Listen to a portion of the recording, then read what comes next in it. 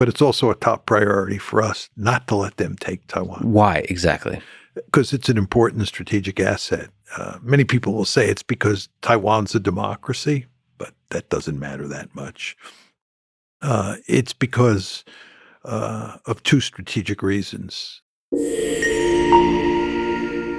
You've said that China won't move on Taiwan militarily, in part because it's, as you said, amphibious operations are difficult. Why will China not move on Taiwan, is in your sense, in the near future? Well, it's because there's this body of water called the Taiwan Strait, which is a big body of water. And getting across water is very difficult, unless you can walk on water. So geography still has a role to play in the 21st century? Oh, yeah. I think geography is very important. Big bodies of water really matter. Yeah. In an ideal world, you'd like to have the Pacific Ocean between you and any potential adversary, 6,000 miles. Yes. 6,000 miles of water, hard to get across. Yeah. If you're a country and I'm a country and there's land between us, I can take my panzer divisions and I can go right across the land and get into your country or attack your country. And you, of course, can take your panzer divisions and come across that same piece of land.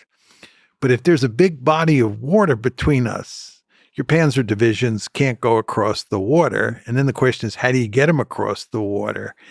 And that's very tricky. And in a world where you have lots of submarines and you have lots of aircraft and you have missiles that are land-based that can hit those surface ships, it is very, very hard to attack across a body of water.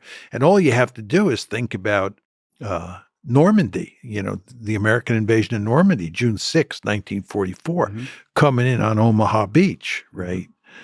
Oh boy, that was really difficult. But there is a growing asymmetry of military power there, that even though it's difficult.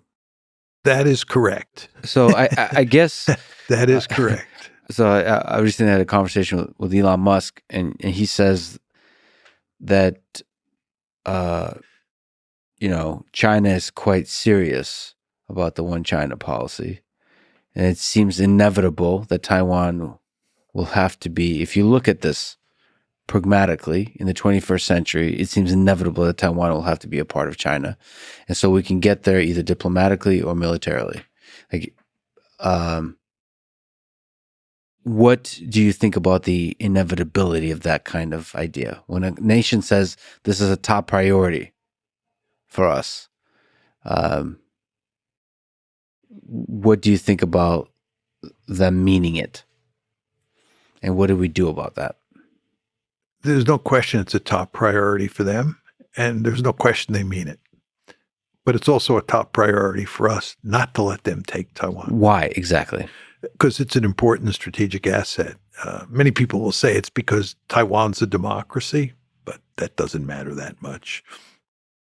It's because of two strategic reasons. The first is that if we were to let Taiwan go, it would have hugely negative consequences for our alliance structure in East Asia. To contain China, we need allies. We have an alliance structure. And our allies, Japanese, South Koreans, Filipinos, Australians, they're all counting on us to be there for them. And if we say we're not going to defend Taiwan, the Chinese attack, they're going to say, I bet if the Chinese attack us, the Americans won't be there for us. So it would have a damaging effect on our alliance structure, which we cannot afford, because containing China is a wicked problem. It's a powerful state. You were getting to this before when you talked about China versus Taiwan. So that's the first reason. Second reason is you want to bottle up the Chinese Navy and the Chinese Air Force inside the first island chain. You don't want to let them get out into the Pacific. You don't want them dominating the waters of East Asia. You want to bottle them up again inside the first island chain. And you can only do that if you control Taiwan. If you don't control Taiwan, they get out into the Philippine Sea, into the Pacific and the Western Pacific, and cause all sorts of problems. Well, you saying all that, you've also said the century of humiliation. Japan and the United States are a source of that humiliation for China.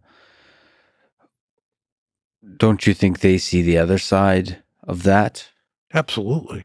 And in the interest of avoiding a world war, I guess the question is, how do we avoid a world war? Well, what you want to do is you want to make sure that you deter China from invading Taiwan. You want to avoid a war. You and I are in complete agreement on that. We don't want a war, but we want to contain China. We do not want to let China dominate Asia.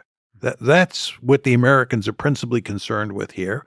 And it's what China's neighbors are principally concerned with. And this includes the Japanese, the South Koreans, the Filipinos, Australians, and the Taiwanese. They don't want, and we don't want China to dominate the region. So we have to contain it.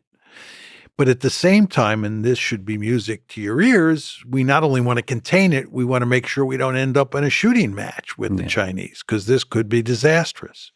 So you have to have a very smart policy. You have to build powerful military forces, and you have to make sure you don't do anything that's provocative. On Taiwan, for example, the last thing you want is for the Taiwanese government to declare its independence, because the Chinese have said, if Taiwan does that, we'll go to war. And of course, we don't want that. So my view is you want to smartly build up your military forces, and you want to do everything you can to contain China. And at the same time, not be provocative. So a big component of that is making sure your military, the U.S. military, is bigger than the Chinese military? Not necessarily. It's an interesting question. A lot of people think that to make deterrence work, right, you have to be able to beat the Chinese, and therefore you need a much bigger military. And I don't think over time that's possible, right? I think it's probably not even possible now to beat the Chinese in a war over Taiwan or in a war in the South China Sea. I think what you want to do is make it clear to the Chinese either that there will be no winner. In other words, you don't have to win, but you want to make sure they don't win. Okay, it's a lose-lose proposition if they go to war over Taiwan or what have you. And if you can't do that, right, you think that they're so powerful that they're ultimately going to win, you want to convince them that victory would be a Pyrrhic victory. In other words, they would pay a god-awful price to win the war. You follow what I'm saying?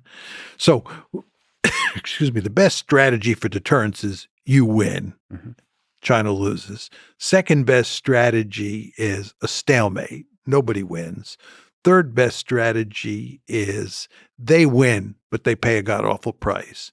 And the fourth possibility, which you don't want, is they win quickly and decisively, right? If that's the case, then you don't have much deterrence.